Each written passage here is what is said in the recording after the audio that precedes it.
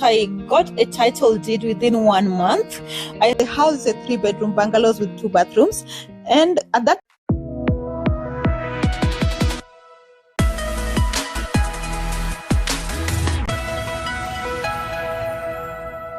the year is 2020, the month is September, and that's me standing at a place that would possibly be my future home. This day was a groundbreaking day, middle of October. I was so fortunate that I got a title deed within 1 month. I settled on a different piece of land, and I was so happy with the decision I made. And here was the beginning of the new home.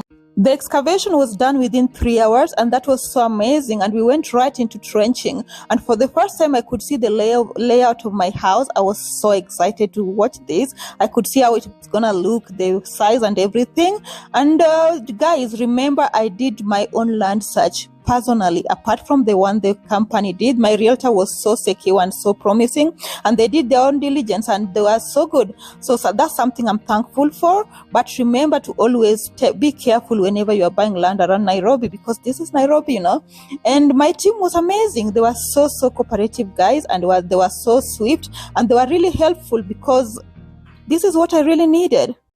The following day, we poured concrete into the trenches, and my builders fitted the columns with the steel. After that, it was time to build foundation wall using the hard stones, you know, the taller stones, not the machine cut ones. And guys, I was on the site almost 100% of the time. I bought everything by myself. I know it's controversial, but I was trying to cut the cost as much as possible, not compromise on the quality of the house, but I just wanted to not waste these resources. This was a few days after the slab was laid, and we could finally see our floor. Guys, it was amazing. And to be clear, I went through the relevant authorities. I got the right permit. I got the drawing, the plan, and the bill of quantities from the engineers and relevant professionals. And I actually wanted to have a contractor, but the one I tried to hire stole from me from day one. So I learned my lesson so early, and I'm thankful for that. So I cut that part out. On this day, the builders were aligning the wall areas and marking where the walls would be built from.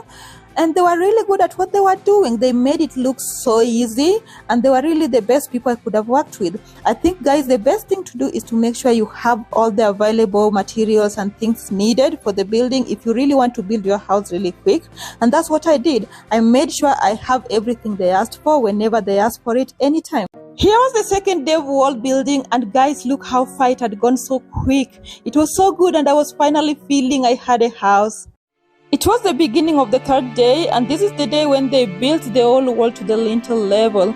And after this, we were just waiting to fix the lintel and do the rest.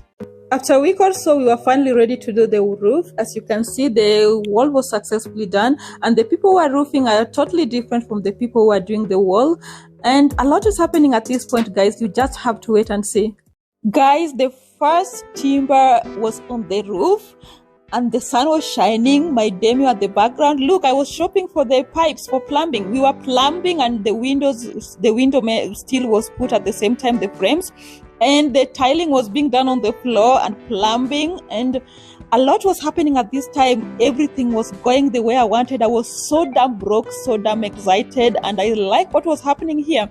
And as you can see, the house was coming through. And guys, you just have no idea what the feeling was. Look at the weather there, guys. The weather was amazing, and I was loving it. This was the last day of the roofing. It took them 7 days. I was expecting shorter, but apparently my roof was really large, so they took longer time to fix it. And there were so many people. Actually, there were not just one person. This was the last person who was there at the tip of the roof. So, and you can see also the person climbing at the window was trying to fix the window glasses. So I was making sure a lot of things were happening at the same time. So if you want to know, if you are asking how did this happen, because from the time I started the process of buying the piece of land to the finish of the house within 3 months. So the first thing I did was making sure I was careful enough to pick only reputable real estate company. And thank God I got the best. And they were really good and diligent, and they did it really quick.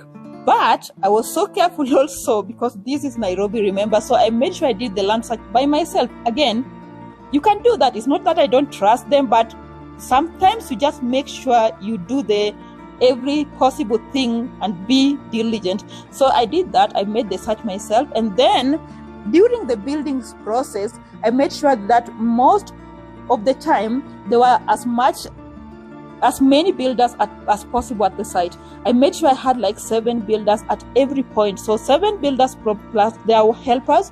So at the end of the day, I had like 20 people at the site building at every point.